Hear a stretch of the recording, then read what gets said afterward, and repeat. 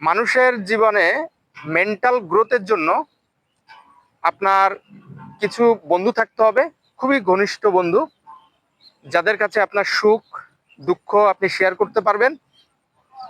আপনার পরিবারের সঙ্গে টাচে থাকতে হবে। আপনি যদি দূরে মানে কোথাও কাজ করেন বা জব করেন, তাহলে দিনে 3 থেকে 4 বার আপনার পরিবারের সঙ্গে টাচে থাকতে হবে, কথা বলতে হবে।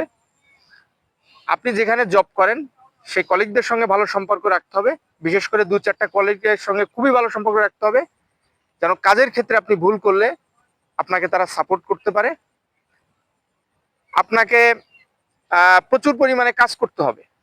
আপনি কাজে ভুল করবেন, শিখবেন, নতুনত্ব আসবে। এবং আপনাকে ট্যুরে যেতে হবে, মাঝে মধ্যে শপিংয়ে যেতে হবে, তাহলে আপনার মেন্টাল গ্রোথটা বৃদ্ধি পাবে, আপনি মেন্টালি স্যাটিসফ্যাকশনে আসতে পারবেন। সবাইকে ধন্যবাদ।